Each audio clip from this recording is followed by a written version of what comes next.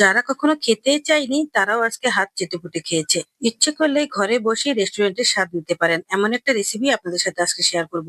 আসসালামু আলাইকুম, কেমন আছেন সবাই? আশা করি ভালো আছেন। আলহামদুলিল্লাহ, আমিও ভালো আছি। প্রথমে আমি নিয়ে নিচ্ছি একটা প্লেট, তার মধ্যে দিয়ে দিলাম বেশি করে পেঁয়াজ বাটা, এবার দিয়ে দিলাম চায়ের চামচের 1 চামচ রসুন বাটা আর 1 চামচ আদা বাটা, তারপর দিয়ে দিলাম 1 টেবিল চামচ পরিমাণ দই আর 2 টেবিল চামচ পরিমাণ টমেটো সস। এবার দিয়ে দিচ্ছি গুঁড়া মশলাগুলো। এখানে দিয়েছি সামান্য পরিমাণ হলুদের গুঁড়া আর 1 টেবিল চামচ পরিমাণ মরিচের গুঁড়া। তার মধ্যে দিয়ে দিলাম একটু জিরের গুঁড়ো আর দিয়ে দিলাম একটু লেবুর রস। তারপর দিয়ে দিচ্ছি গোলমরিচের গুঁড়ো আর গরম মশলার গুঁড়ো। আর এখন দিয়ে দিচ্ছি যে কিছুটা কর্নফ্লাওয়ার। কর্নফ্লাওয়ারটা আপনি আপনি পরিমাণ মতোই দিবেন। আমি 2 টেবিল চামচ পরিমাণ দিয়েছি। আর তার মধ্যে দিয়ে দিলাম এখানে বেসন। বেসনটা আমি নিজেই তৈরি করে নিয়েছি এখানে ডাল দিয়ে। তো যাই হোক, এখন আমি ভালো করে হাত দিয়ে মাখিয়ে নেব। এখানে কোন রকমের পানি ব্যবহার করতে হবে না। দইয়ের সাথে যে পানিটা আছে আর পেঁয়াজের সাথে যে পানিটা আছে ওটা দিয়ে সুন্দর মিক্স হয়ে যাবে। তো যাই হোক, পানি ব্যবহার না করে একটা মসলা তৈরি করে নিলাম। আর এখন দিয়ে দিচ্ছি সেই মুরগির পিসগুলো।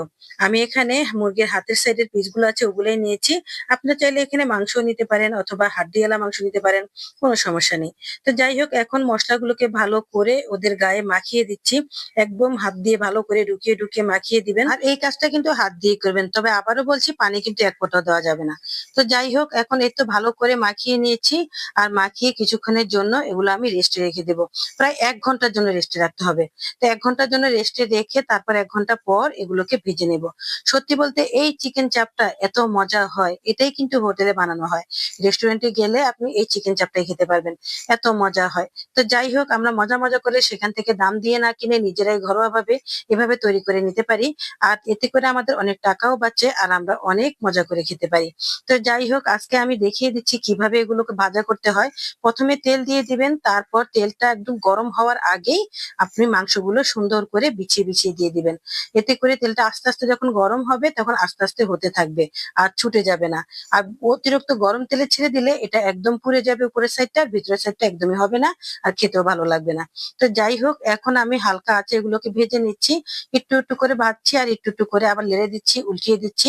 এমন করে বারবার উল্টাতে হবে, বারবার লাড়তে হবে, তাহলে আর এগুলো এক সাইডে হয়ে যাবে, আবার এক সাইড কাঁচা থাকবে না, সুন্দর মতো হয়ে যাবে।